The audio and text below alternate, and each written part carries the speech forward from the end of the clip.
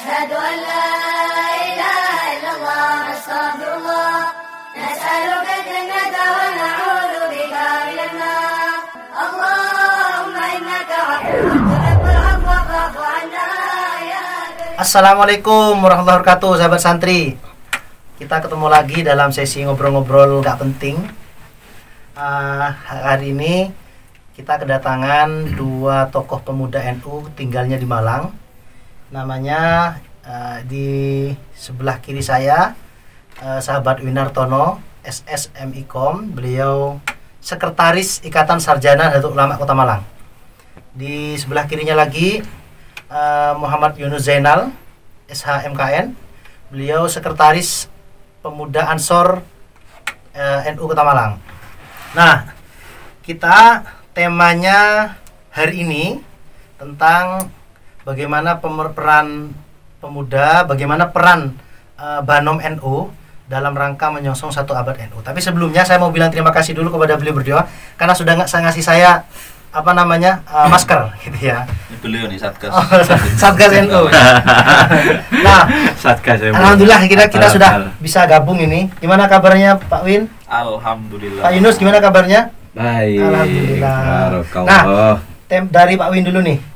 Ngobrol-ngobrol apa sih sebenarnya yang harus kita siapkan, terutama di ISNU Kota Malang dan ISNU secara umum, kaitannya dengan menyongsong satu abad Nahdlatul Ulama. Karena ISNU ini punya peran, karena mungkin ini kelompok yang sekelompok sarjana yang mungkin dari sekian Banom secara brand itu lebih rasionalis dan akademis gitu ya.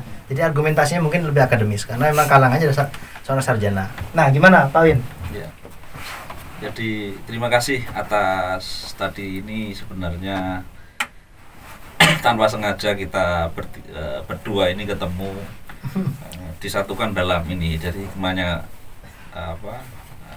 COVID-19 ini akhirnya menggerakkan NU untuk tadi ini ngopi dan kita mampir ke studio ini dan alhamdulillah kabar kami baik.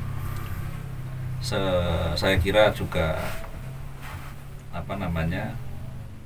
teman-teman Mas Hidung yang lain juga baik juga. Dan jomblo-jomblo juga masih baik. Ini jomblo-jomblo di pojok itu. Jadi awal dulu. Jadi ISNU. Jadi ISNU tadi identik dengan rasionalitas, sarjana NU, akademik gitu ya. Sebenarnya tidak juga atau saya yang salah gitu jadi ISNU. Saya juga dukun Mas. Tapi klinik yang rasionalitas. Artinya itu bedanya santri NU dengan yang katanya yang lain, pemuda-pemuda yang lain. Jadi satu. Jadi dimensinya hanya satu saja. Kalau di NU dimensinya banyak. Sehingga perimbangan ceramah di digital artinya dengan tinggal aku di kampung berimbang kalau santri NU itu mungkin. Jadi ISNU di sini sebelum kita apa yang harus dilakukan, saya kira peran Banom itu kan badan otonom tersendiri dari NU. Dia punya satuan-satuan khusus. Nah, kebetulan ISNU membawai sarjana-sarjana NU dan kebetulan itu dari dulu PR besar karena NU sejak lama diidentikan dengan kalangan tradisional, desa. Nah, makanya saya sebenarnya kurang setuju. Irasional. Seolah-olah irasional, padahal sangat berdasar, sangat referensial ya, ulama-ulama kita itu. Cuman karena sudah ditempeli background tradisionalis itu seolah-olah. Dan sudah banyak perdebatan dan falsifikasi terhadap pendapat itu ya, bahwa NU sudah tidak tradisional lagi. Dan sarjana NU meningkat misalnya di banyak buku tentang ini mungkin yang kalau sarjana NU kan ISNU segitiga kan harus nggak enak kalau mungkin kalau Mas Hidung yang jadi ustadz itu kan nggak enak kalau nggak ada dalil. Kalau di ISNU itu ciri-cirinya ISNU mestinya dan ini kelihatannya begitu semua teman-teman ISNU di kampus, terutama yang di kampus itu kira-kira kalau guyonan meme itu mana dalilnya, di ISNU ditambahi mana referensinya gitu. Ya, mana marojiknya itu ya. Jadi ada di misalnya sudah buku-bukunya Pak Zamah dari Zofir, terus buku-bukunya mungkin Pak So juga gitu, terus ada beberapa buku. NU memang didantikan dengan itu, dan kita mau nggak mau itu pernah kita alami bahwa NU kita sempat di masa-masa yang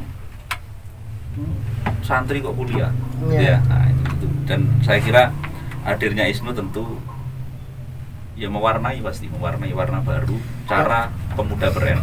Dan sejarah berdirinya PTIN, Kampus Islam IAIN sekarang jadi UIN IAIN, itu memang Bung Karno memfasilitasi santri agar bisa punya ya menjadi sarjana gitu. Yeah. Nah, Pak Yunus, kita pindah ini dulu nih. Nanti kita gilir, ada waktu 1 jam ya. Yeah. Nah, saya menarik ini.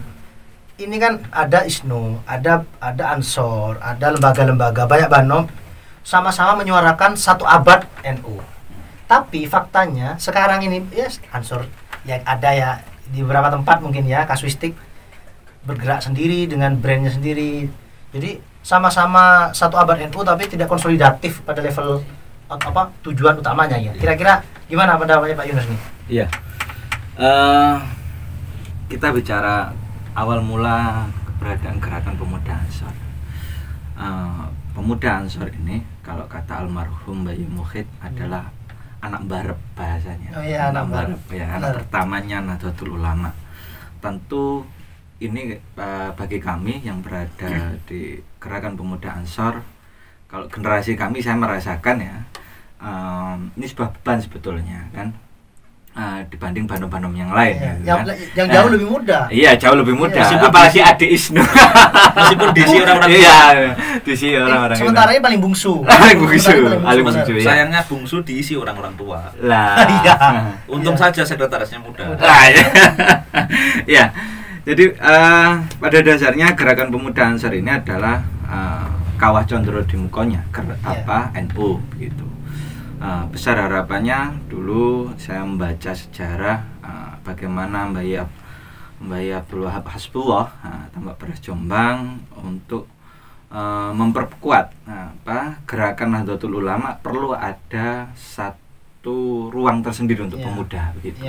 Nah, hari ini NU sudah dihadapkan pada 100 tahun 1 abad di mana gerakan pemuda Ansor belum benar-benar menjadi satu pondasi yang kuat untuk Nahdlatul Ulama. Belum memposisikan dirinya sebagai anak barep. Ya, terutama itu refleksinya belum memposisikan sebagai anak barep gitu kan. Bahkan bisa dikatakan anak manja. Anak manja begitu gerakan pemuda Ansor. Faktanya dari sekian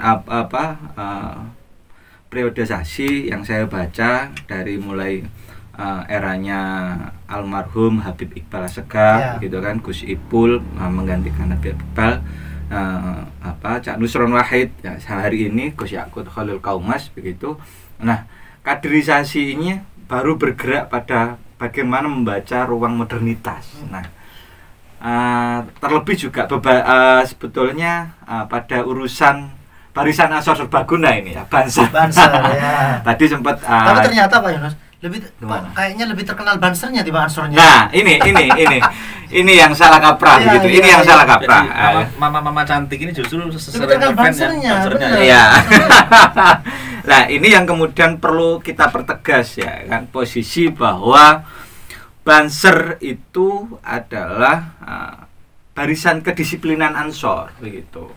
Kader inti. Nah, pemaknaan kader inti yang salah kaprah. Nah, kan. Kondisi hari ini kader inti salah kaprah begini. Bahwa kader inti ini kan seharusnya mampu menguasai medan dan juga menjadi corong utama, ya kan?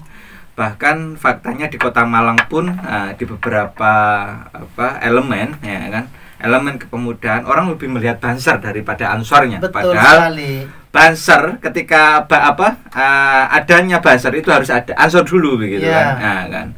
Nah, perlu dicatat bahwa komandan pertama orang yang kemudian membuat pasukan kepanduan namanya ya, mohon maaf, itu adalah almarhum Hamid Rusdi. Ya kan, yang kemudian kita sampaikan spirit sejarahnya berada di wilayah Malang. Tapi Banser ini sudah mulai terkikis bicara soal ruang kader inti di Ansor itu sendiri. Bahkan Banser dipenuhi oleh orang-orang, ya kan, orang-orang yang kemudian merasa dirinya bukan NU, bukan Ansor, tapi Banser. Iya, betul. Ila yaumil. Dan itu terjadi. Ya, mati, ya, kan, ya, kan? gitu. Iya kan, faktanya begitu gitu loh. Mereka lebih bangga pakai seragam doreng gitu kan. Nah, ini yang kemudian perlu kita kembalikan lagi di era menjelang 1 abad NU.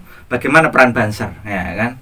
Bagaimana peran Banser, bagaimana kader inti yang ada di Ansor ini menjadi kekuatan. Nah, kan ya, kalau dulu menjadi kekuatan besar, nah ini tidak menampakkan diri sebagai kekuatan besar begitu. Nah, ini yang kemudian pengen kita sinkronkan dengan keberadaan ISNU, ya kan, Ikatan Sarjana Nahdlatul Ulama. Kita pengen adik bungsu yang ternyata diisi yang oleh yang lebih sepuh-sepuh. Saya tidak berbicara soal SDM-nya dulu lah. Ya, maksudnya secara umur ya. Dalam hal ini kita pengen ISNU ini juga menjadi bagian, ya kan, arus utama gerakan NU dalam hal ini. Kalau Ansor lebih terkenal Bansernya di lapangan. Nah, intinya pada intinya sederhana ya, sing mikir ISNU, ya kan, sing nandangi Ansor, ya, begitu. Bansernya gayung bersambut gitu. Ya, gayungnya bersambut begitu. Nah, walaupun di Ansor juga ya banyak lah, ya kan, kader-kader potensial konseptor dan lain sebagainya. Cuman lebih terkesan karena Ansor itu organisasinya instruktif, kepemimpinan kan, ya, sifatnya betul, kepemimpinan, ya, kan, mulai dari level ranting sampai pusat begitu, ya, kan. Betul. Jadi tidak ada ruang musyawarah sebetulnya. Ya. Apa yang diinstruksikan oleh ketua begitu, harus dijalankan, tidak ada ruang diskusi. Ya. Nah, itu Banser. Nah, kalau misal Banser kalau sampai sik ngopi sik lah, ini perlu dipertanyakan, nah, kan, kebanserannya begitu. Ya. Apa namanya? Komando. Kalau membuka ruang demokrasi di dalam internal malah ribet ya. Malah ribet. Enggak ada eksekusi ya. Terlalu banyak nego dan di ruang Ansor ini kan memiliki pemimpin baru, ya kan. Beliau sahabat Ahmad Faris Sulaiman, di Kota Malang, ya. Ya, seorang cucu dari salah satu pendiri Nahdlatul Ulama. Cucu atau cicit? Cicit ya. Bayi Bisri Samsuri ini juga menjadi kekuatan kembali bahwa kita mengembalikan lagi kepada beliau yang punya mandat secara nasab begitu. Ya. Walaupun harapan besar kami bahwa Ansor Kota Malang hari ini juga perlu ada proses penataan kaderisasi secara maksimal gitu kan. Karena selama beberapa periode sempat mandek gitu kan.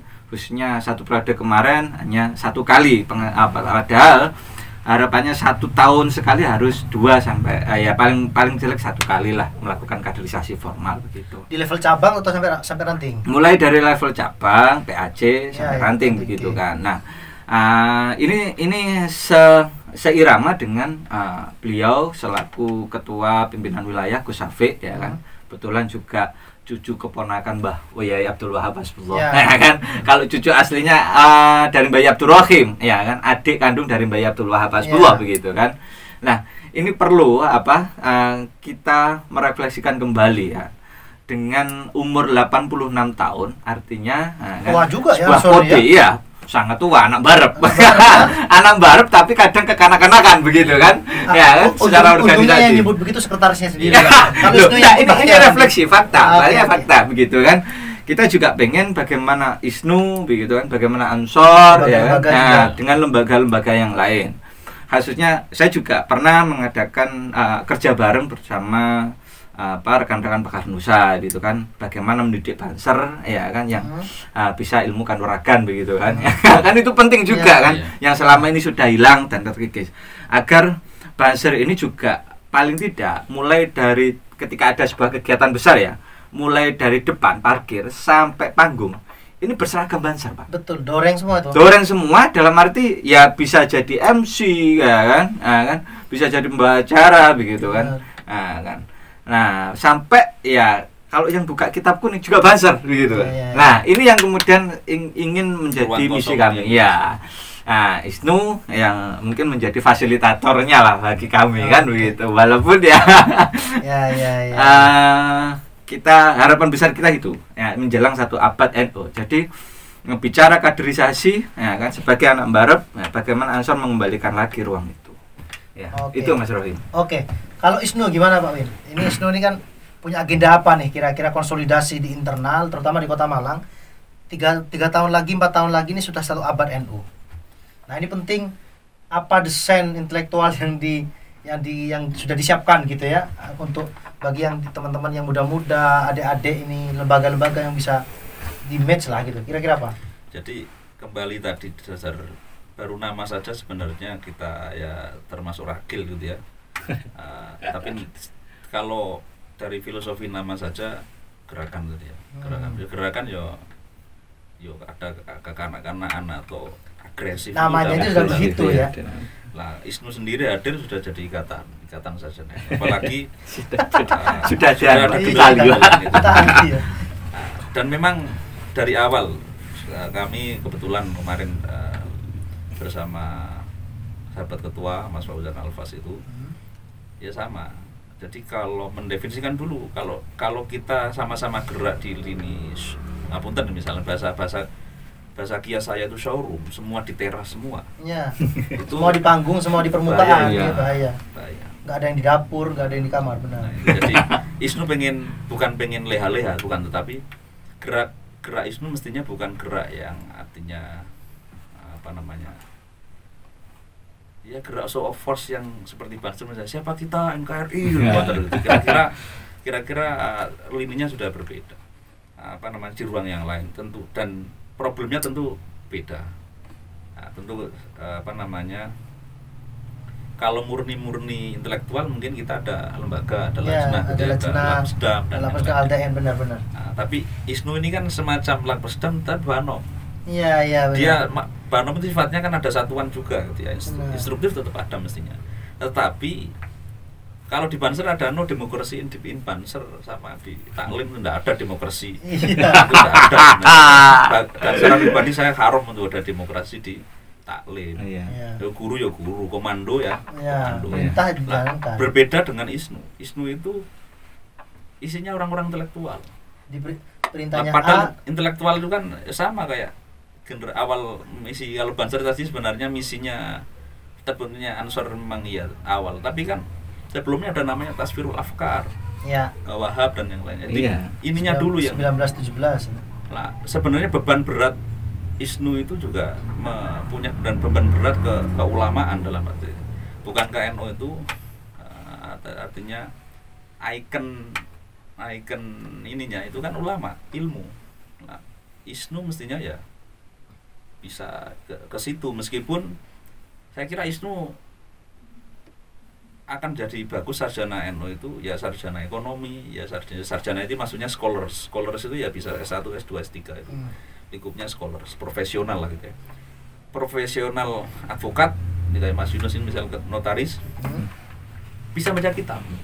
Itu yang idealitas. Jadi sahabat Fauzan misalnya, maka keputusan ISNU Kota Malang, saya kira di Jawa Timur juga, ISNU lebih memilih gerakan literasi secara umum gitu ya, baik buku, baik kalau di Jawa Timur kan ada konten kreatif, ada Dinun TV dan yang lainnya. ISNU Kota Malang pengen, ini kita sedang godok tentunya karena ada lockdown ini ya. Jadi kalau hanya skema-skema parsial itu kurang. Kita menyiapkan nanti ada namanya semacam, kalau kita dulu pernah Rohim awal-awal di mungkin ada namanya Harokah Nahdiyah. Harokah Nahdiyah itu Wow. tahun 2009. Nah, sebelum ada PKPNU itu, sebelum ada. Itu kami pengen ISNU punya itu. Jadi bayangkan misalnya, ini nggak tergarap NU lama, kaum profesional ini, dan semuanya mandat dari Muktamar kan semua di ISNU.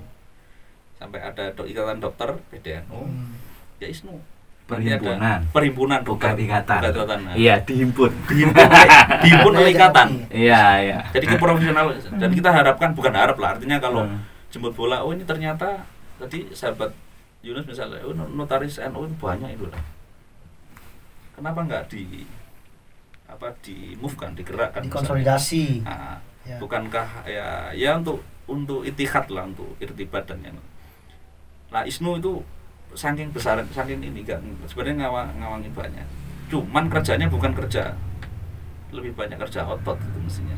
Tapi kerja ide, kerja misalnya ada NO, contoh misalnya yang kami sedang garap itu dan kita susun adalah dari Malang pengen, kalau dulu ada Harokan Nahdiyah di ISNU ketika kita di Lapesdam, di ISNU pengen ada upaya bukan saingan ya, bukan, tetapi contoh misalnya kaderisasi selama ini PKP NU, Madrasah Kader NU itu kan ideologi kaderisasi yang lebih ke general kan gitu ya. Ya. Siapapun di kader umum gitu ya. Nah, ISNU pengen profesional. Muncul kaderisasi para peneliti. Karena apa? Ketika Rakornas beberapa 2 tahun yang lalu ya, itu kan sudah nggak zamannya bagi saya. Misalnya guyonannya Gus Dur itu masih diabadikan. Berapa Muhammadiyah? Sekian. Terus NU berapa, Gus? Selebihnya itu NU gitu. Udah nggak zamannya. Dan itulah menurut saya tantangan NU. Tantangan Banom termasuk ISNU yang nggak mungkin kita libat Banser diberi beban itu. Bahaya itu nanti. Bisa nggak jadi tatanan itu. Maksud adiknya perintah kakaknya gitu. Ya enggak. Artinya jangan dianalogikan gitu, Mas Rohim. Posisikan bahwa kita bergandeng tangan hari ini. Bicara soal rumah besar satu ya. abad, persiapan Ya, rumah besar NU ini ya kan dengan kondisi 100 tahun paling tidak, bicara soal kedewasaan. Saya yakin orang-orang yang ada di ISNU, SDM yang ada di ISNU ini bagi kami adalah kekuatan besar, gitu. Harus yang disambut gayungnya gitu. Cuman pada prinsipnya kadangkala di gerakan pemuda Ansor ini selalu ketinggalan gitu loh. Entah, kalau bahasa guyonan saya ini tidur nggak dibangunin, Pak, ya sering ketiduran gitu. Ditinggal terus begitu bahasanya ya. Faktanya lapangan ini kita bicara untuk urusan di internal NU ya kan. Kadangkala juga secara politik kan kadang anak baru ini punya tingkah sendiri kalau dalam satu lingkup keluarga ya, punya tingkah sendiri ya. Fakta ya dari beberapa dekade urusan pemilihan dan lain sebagainya gitu kan. Nah, dalam kurun waktu 100 tahun, bahwa saya juga mengutip dari ketua ISNU beliau Mas Fauzan Alfas begitu menyampaikan NU ini sebetulnya sudah kekuatan besar dunia gitu. Hanya saja orang belum sampai kesadaran, belum, kalau sadar iya, tapi gerakannya belum sampai ke sana begitu loh. Makanya dalam urusan 100 tahun ini menjelang umur NU 100 tahun ini kan, harlah NU 100 tahun ini bagaimana sama-sama dengan kesadaran bersama begitu kan, jalan bareng gitu kan, bergandeng tangan ya kan. Paling tidak ono Banser sing kathol iku dealing no kan gitu. Bahasanya karena ya faktanya begini, SDM yang ada di Ansor begitu kan. Praktis yang kita butuhkan juga jangan sampai lah ada istilah NU mualaf dan lain sebagainya begitu kan. Makanya saya kadang-kala sebagai kader Ansor melihatnya kalau belum PKP, belum NKNU ini ada sekat dan ruang tersendiri. Ya, ini suatu hal yang keliru bagi kami gitu kan. Bahwa pesan para sesepuh kiai itu kan ya paling tidak di internal NU sendiri, kalau memang beliaunya sudah beramaliyah NU kan, bicara soal harokah begitu kan, pemikiran begitu kan. Nah, ini kan harus sinkron, sudah jelas gitu. Bukan kemudian orang tiba-tiba NU begitu karena punya jabatan dan lain sebagainya, karena wali kota atau di NU kan. Iya, atau di NU kan lah bahasanya kan. Kalau karena pemilihan rektor begitu kan. Nah, loh, iya, ini kita belak-belakan saja kan ya. Ngapain itu loh? Harus semacam itu begitu kan. Aktanya saya kemudian terlibat penuh ya. Dulu ya ini sedikit curhat ya Mas ya, enggak apa-apa ya? Enggak apa-apa. Saya dulu juga sempat mengalami satu fase di mana saya bukan membenci secara kelembagaan, tidak gitu kan. Membenci orang-orang yang ada di Ansor. Ya, kan? Terutama juga NU. Tapi kenapa kemudian kok ditakdirkan untuk ngurusi Ansor begitu? Ya karena ya ini perilaku oknum dan lain sebagainya yang kurang bisa diajak kerja bareng, jalan bareng. Kita bicara rumah besar NU. faktanya ketika dulu saya di PMI, bagian daripada lahir dari rahimnya NU gitu kan. Nah, harapan besarnya Ansor ini kan juga bisa menjadi kakak ya kan, kakak yang baik begitu kan. Cuman sekali lagi saya pernah kan mau dibubarkan oleh Banser waktu itu, mau demo Pak. Banser yang akan menghadapi kita, bahkan bahasanya yang paling keras ya kan. Masih ingat itu demo apa? Tahun 2012 mendemo demo Tamar Jatman itu ya. Ada presiden, itu yang kita hadapi jelas Pak. Ada presiden saya masih ingat itu, ada presiden SBY datang ke Malang, kemudian ketika mau demo sama Romo Yai Marzuki daulat di atas bangkung di An-Nur ya. Besok anak-anak PMI enggak boleh demo. Al-Fatihah. Ya begitu. Ini cerita jadi terkesan bahwa ya Banser ini ya kan harus sedikit demi sedikit kita berikan pengetahuan, wacana gitu kan. Karena yang kita hadapi hari ini masih banyak kan orang-orang yang kemudian ingin mengganti NKRI. Saya sedikit membaca sejarah bahwa spirit daripada Mbak Abdul Wahab Hasbullah kan bahasanya Subhanul Watan, pemuda cinta tanah air, ya kan. Terbentuknya ANO waktu itu kan, ya Ansor Nahdlatul Ulama, gitu kan. Ini kan pemuda cinta tanah air. Brand image-nya jelas gitu. Apa yang tadi disampaikan, kalau hari ini mungkin sudah kehilangan ruh pemuda yang intelektual. Nah, mungkin Isnu ini bisa ngisi ruang-ruang itu. Nah, terakhir ini Pak Yunus dan Pak Win. Pasca 1 abad Nahdlatul Ulama ini, kira-kira apa yang akan berbeda? Orang sekarang berpikir, wah Covid ini akan menjadi sesuatu masyarakat Indonesia atau masyarakat dunia sebelum Covid dan pasca Covid perbedaannya akan kelihatan. Kira-kira nanti nih NU 1 abad nih, pasca 1 abad dan pra 1 abad, kira-kira apa yang paling, kira-kira kalau kita angan-angan aja, yang paling terlihat bedanya apa? Pak Win dulu. Jadi ini sama kayak forecasting atau bahasa yang terakhir ini ya. Ini tidak ada dalilnya tentunya. Artinya forecasting kalau bahasa NU-nya dukun gitu. Bagaimana sih NU? Kalau saya prinsipnya gini. Dari awal sebenarnya saya pribadi saya lebih nyaman. Kalau nyaman loh ya, ngomong nyaman, bukan ngomong ini ideal, nyaman itu jadi santri NU. Itu kalau saya. Lebih bebas ya. Santri itu kan repot. Kita sebagai santri terus di NU itu kan, dan saya masih meyakini bahwa beliau al-maghfurul lahum itu ya masih menjaga kita, masih menjaga NU tentunya. Dan bukan kita yang beri sumbangsih, itu belum seberapa. Dan saya masih meyakini level itu. Meskipun ini Isnu ya, tapi saya masih optimismenya itu di situ. Selama ya NU itu ya artinya basis ininya ada pesantren, ada kiai kampung, ada kiai. Selama taklim, selama belajar ilmu itu menjadi rujukan utama di komunitas Nahdlatul Ulama maupun banomnya, itu insya Allah NU ya insya Allah yaumul qiyamah. Itu kalau saya, prinsip saya. Tapi bayangan bahwa nanti sama nanti NU bahwa Muhammad al-Qadimi Sholeh wal Ahad bid'ati asalah itu tetap menjadi warna tebal dia meskipun 100 tahun gitu ya. Cuman mungkin format bahwa kalau dulu ilmu khas pesantren itu ya dianggap deso, tetapi format hari ini atau 100 tahun yang akan datang itu, tapi saya kira yang menjadi tantangan adalah tadi NU dalam angka. Kalau saya berpikir NU dalam angka itu menurut saya Isnu sebagai banom dan mungkin adalah sebagai lembaga itu sangat bertanggung jawab untuk ini. Kalau yang lain itu kan sudah soal NU-nya itu kan orkestranya harus main sebagai orkestra ini, jadi harus harmonis. Iki ono apa Banser kok melu ndata gitu kan, itu bahaya. Terus iki apa sih Isnu kok melu kepur-kepuruan itu kan ya enggak pas gitu ya. Nah, saya kira 100 tahun yang datang ya kemungkinan ya kalau pikir saya NU akan tetap aman-aman saja. Artinya karena NU itu tidak pure bisa dipikir secara rasionalitas.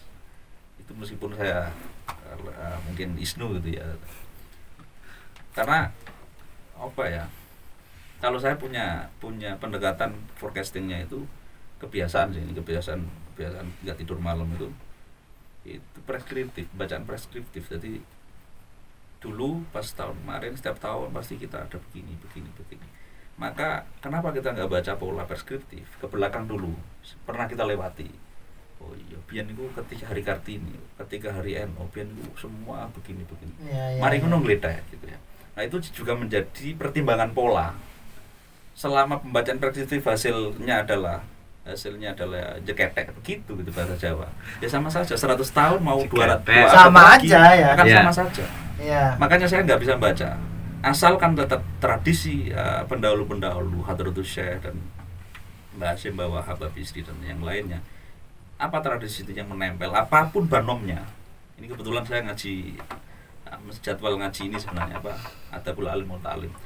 Apapun tradisi atau profesi nabi, siapapun di NU, itu nggak boleh kita terlepas dari tercabut dari tradisi taklim, kesantrian. Jadi selama di Ansor, di Banser, di ISNU, di Lapas Daman, dimanapun masih ada cinta ilmu, masih ada tradisi akhlak, ngaji, ya, al-ilmu menjaga akhlak terutama. Itu insya Allah udah masih terjaga, masih aman. Oke. Kalau Pak Yunus gimana Pak Yunus? Ya, kembali lagi bahwa kita bicara sebuah komitmen ke-NU-an kita ya. Siapa kita, bahwasanya NU gitu kan. Ini menampilkan sebuah simbol tersendiri bahwa kekuatan besar ini yang kemudian menjadi tanda tanya besar. Seberapa jauh komitmen bergandeng tangan antar banom gitu kan, sama-sama tahu porsinya tadi. Jadi bergandeng tangan ini saya perlu bergandeng tangan ini bukan karena ada friksi dalam arti ini. Ya. Bergandeng tangan secara harmonis tadi. Bagiannya gitu. Ya, berbagi peran ya. Ya ini ISNU kan. Kadang kalau ada answer kurang pas bahasanya kan ISNU yang benar.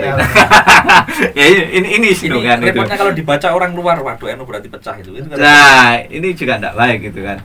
Tapi yang enggak pernah bisa saling mengisi itu kan jomblo-jomblo kayak begini. Nah, faktanya ya kan jomblo-jomblo yang pegang kamera ini kan enggak perlu. Iya, ICC. Jadi bagaimana meneguhkan komitmen kita kembali ya kan, sebagai anak barep gitu kan.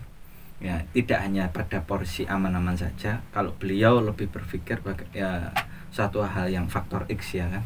Walaupun ISNU ya kan rasional, tapi beliau ini orang yang nyeleneh. Saya yakin sekretaris ISNU se-Indonesia cabang ini paling aneh nih beliau.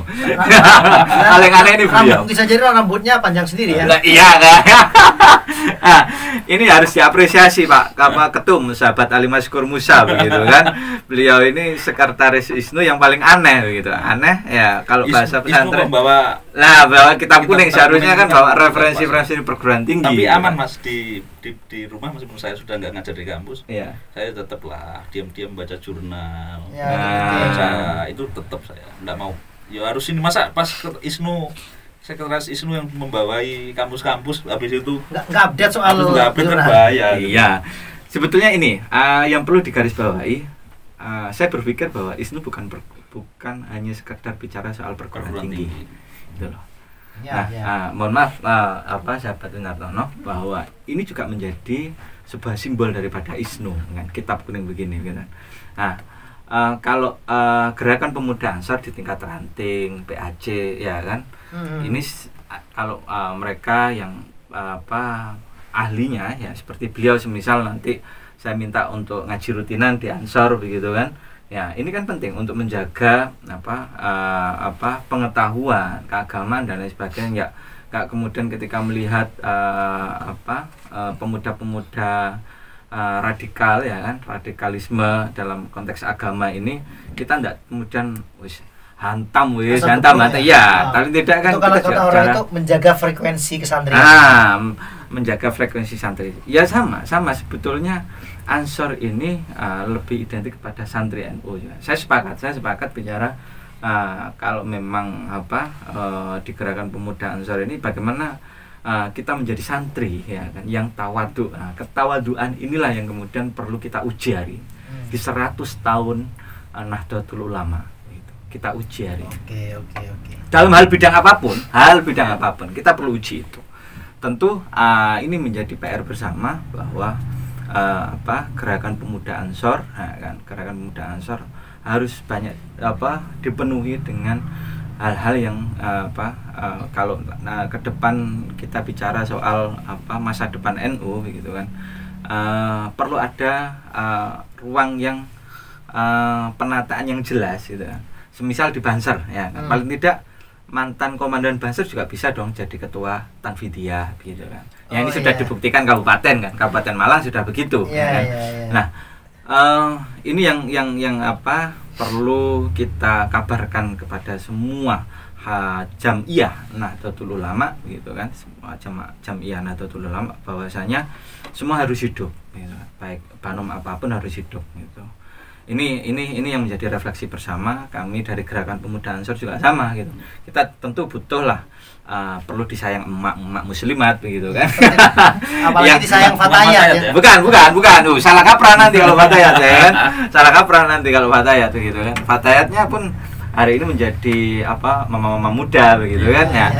Nah, ini juga perlu sama-sama menjadi ruh gerakan perempuan, walaupun namanya tidak ada gerakannya ya. Fatayat ini juga gerakan perempuan ya. Bagaimana menjadi gerakan perempuan yang kuat dan tangguh kalau dulu pegangannya adalah laras panjang begitu kan, kayak di foto kalau dari foto-foto sejarah di Museum NU itu kan ada katanya Fatayat pakai laras panjang begitu kan. Nah, hari ini bagaimana Fatayat itu juga punya kekuatan ya kan, bukan laras panjangnya gitu kan.